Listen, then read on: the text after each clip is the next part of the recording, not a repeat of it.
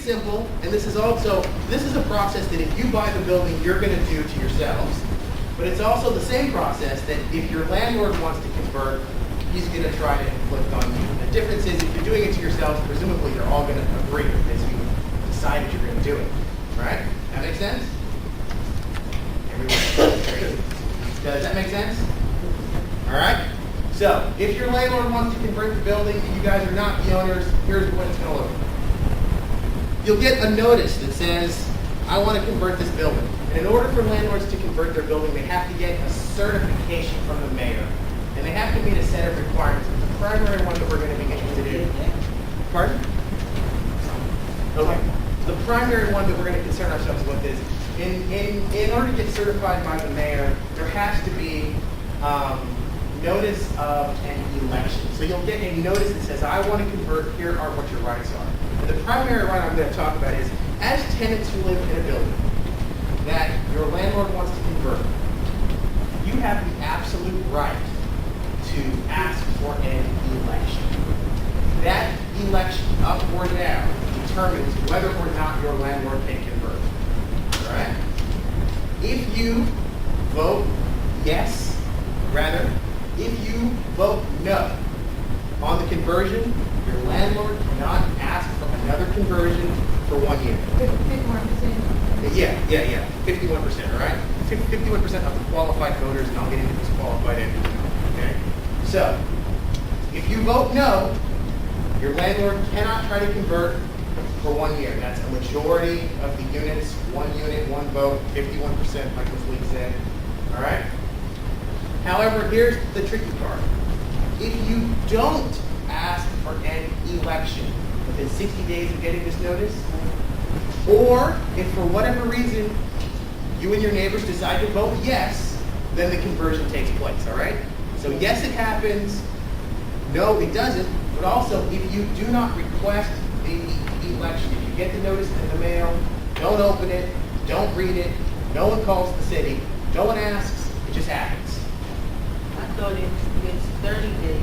You have 30 days, and then as a tenant association, you have 30 days, and then as an individual, That's from the unit, from the building, Yes. you have 15 days. You have 60. Well, it's 60 days, You have right? 60 days. You have 30 days to call for the election, and then the election has to happen within 60 days. Okay. Yeah. Yeah. You are correct. And I'm not making the distinction. Right, and there can be no retaliation. The distinction she's calling attention to is when you get this notice, you can choose as I'm sorry. Okay, go ahead.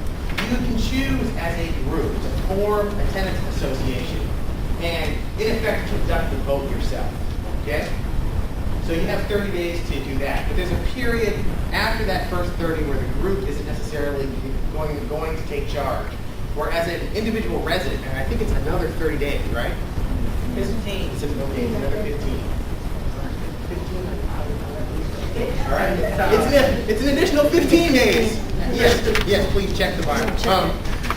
It's an additional period of time, 15 days, where you as an individual can petition the mayor to have an election. In either case, within 60 days of receiving that notice, some kind of election has to go down. Whether you're doing it by mail through the mayor's office, or whether your tenants association is conducting it on site, you have to have a vote. It says yes or no. Otherwise, you don't get a say in the process. When you receive a letter, do your name have to be named or just say, like I would just say unit? I'm pretty sure it's supposed to say your name. But if it, you kind of get into a situation where, here, look, technically, I'm almost sure it has to say your name, right? Right. But I think there's two things to consider. All right, so it doesn't have your name on it, right? Now what? And I'm not arguing with you. All I'm saying is, if it doesn't have your name on it, has your landlord followed the rules? No, he hasn't followed the rules. Right. Has your landlord followed the rules? No, he hasn't. Are you technically entitled to make him resend the notice? Yeah, you probably are. But say he doesn't resend the notice and he just keeps on rolling. And the building, in the eyes of the city, is being converted.